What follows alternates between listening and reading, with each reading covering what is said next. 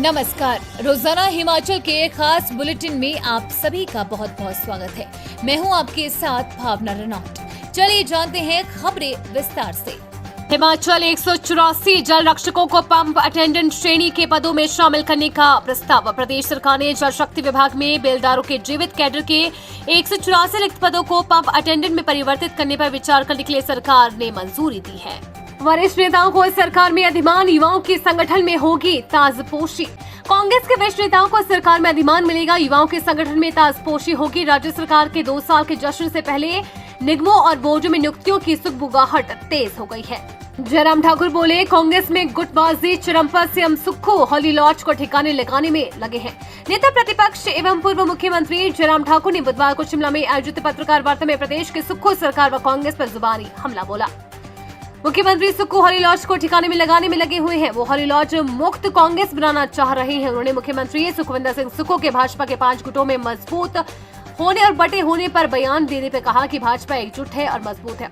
कांग्रेस से भाजपा में शामिल हुए एक गुट को ईस्ट इंडिया कंपनी कहने पर जयराम ठाकुर ने कहा कि सुक्खू सरकार छात्र राजनीति से निकले हैं तो उन्हें चुटकुले बनाने की आदत है। महिलाओं को मोहरा बना, बुजुर्गों को निशाना बना रहे साइबर ठग, अज्ञात लिंक पर क्लिक न करें।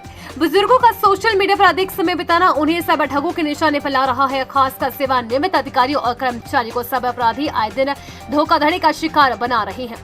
साइबर क्राइम विभाग के मुताबिक बुजुर्ग सोशल मीडिया पर जाने अनजाने में ऐसे ठगों के चंगुल में फंस जाते हैं। 6 महीने में ही पुलिस के पास करीब 3 दर्जन से अधिक ऐसी शिकायतें आ चुकी है जिसमें सेवानिवृत्त अधिकारी और कर्मचारी साइबर ठगी का शिकार हो रहे हैं। आउटसोर्स कर्मचारियों की सेवाएं समाप्त करने पर हाई कोर्ट की रोक। हिमाचल प्रदेश हाई कोर्ट ने आउटसोर्स के तहत स्वीकृत पदों पर कौशल विकास निगम में तैनात 3 जूनियर ऑफिस असिस्टेंट की सेवाएं समाप्त करने के फैसले पर रोक लगा दी है। तीनों अगली सुनवाई तक अपने पदों पर बने रहेंगे। याचिकाकर्ता ने कौशल विकास निगम के 14 नवंबर के फैसले को चुनौती दी है। सीएम सुक्खू बोले, ड्रोन तकनीक से 15,000 को रोजगार, 16 लाख सोलर रूफ टॉप लगेंगे।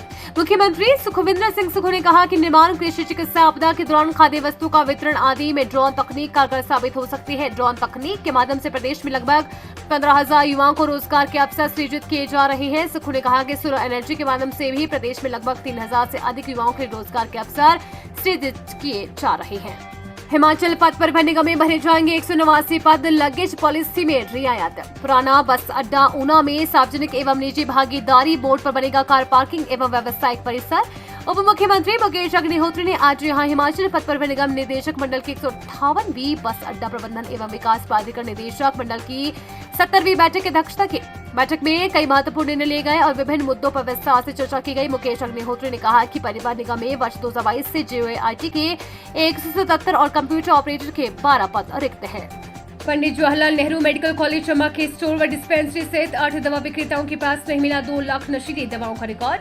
चम्बा जिला में 18 माह की अवधि में बिना रिकॉर्ड बेची गई 2 लाख नशीली दवाएं। 1 सप्ताह चली कार्रवाई में हुआ खुलासा। 10 मेडिकल स्टोर संचालकों को नोटिस जारी कर रिकॉर्ड प्रस्तुत करने के आदेश।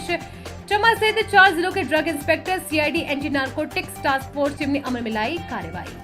जब हिमाचल सीमा पर स्थापित धबोटा पुल की मुरम्मत के कार्य का शुभारंभ नालागढ़ के विधायक हरदीप सिंह ने भूमि पूजन के बाद विधिवत इस पुल के निर्माण कार्य का शुभारंभ किया है।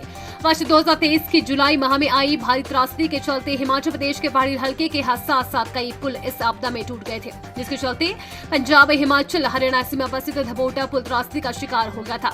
अब पुल के 16 माह के बाद इसका निर्माण कार्य पंजाब और हिमाचल सरकार द्वारा मिलकर शुरू करवाया गया है। निर्माण कार्य को लेकर एक कार्यक्रम का आयोजन किया गया। नालागढ़ के विधायक बाबा हरदीप सिंह ने कहा कि वर्ष 2023 की आपदा में धबोटा पुल भी क्षतिग्रस्त हो गया था और उसके बाद पंजाब की ओर जाने वाली ट्रैफिक को बाया बोदला पुल की ओर स्थानांतरित कर दिया गया था, जिसको लेकर हिमाचल सरकार और पंजाब के PWD विभाग के अधिकारियों के बीच चंडीगढ़ में कई बैठक हुई है। उनके बाद हिमाचल सरकार की ओर से पहले ही पुल के निर्माण कार्य को लेकर 1,45,77,000 पंजाब सरकार के खाते में डाल दिया गया था। 2 साल की नाकामियों का जश्न मना रही कांग्रेस सरकार अब तक की सबसे निकम्मी सरकार साबित हुई सुक्खू सरकार।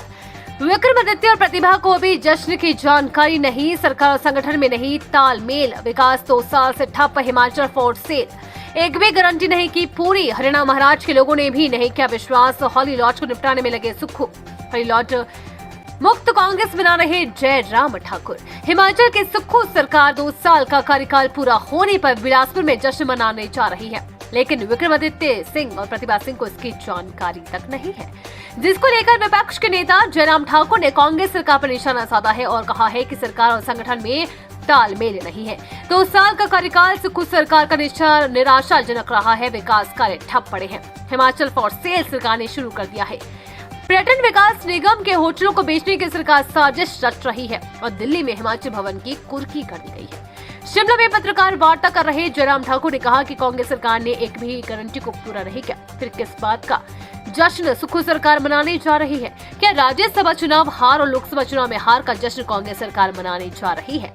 उम्मीद है आपको आज का बुलेटिन पसंद आया होगा। इसी के साथ हिमाचल की तमाम खबरों को जानने के लिए रोजाना हिमाचल के पेज को फॉलो, लाइक और सब्सक्राइब करना बिल्कुल ना भूलें। धन्यवाद।